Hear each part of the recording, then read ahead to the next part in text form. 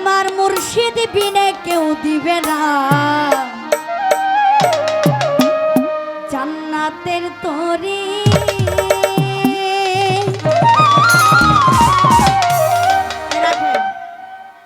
কারণ আমি আগে পেজ বেঙ্গল, আমি আবার পেজ রাখতে পছন্দ করি না। সত্য কথা, মুর্শিদ বিনে কেউ দিবে না জান্নাতের তরি। অনেকে বলতে পারে যে সারা জীবন নামাজ রোজা করলাম, আর এখন ওনার মুখ থেকে শুনতাছি যে মুর্শিদ বিনে কেউ জান্নাতের তরি দিবে না। বাবাজি দেখেন, আমি একটা নৌকাতে উঠলাম, নৌকাতে ওঠার পরে যদি ওখানে যদি মাঝি না থাকে আমি কিন্তু পার হতে পারবো না। আমাদের নবুয়তের যুগ চলে গেছে, এখন এটা হচ্ছে বেলায়েতের যুগ।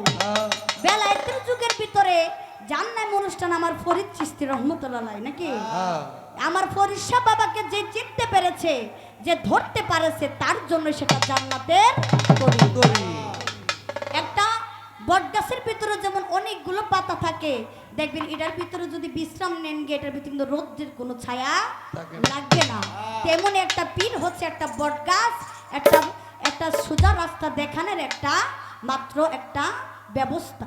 তো আমি ছোট করে গানটা রাখছি, অনুরোধের গান, আশা করি ভালো লাগবে। ধন্যবাদ। ওই আমার মুর্শিদ বিনে কেউ দিবে না জান্নাতের তরি।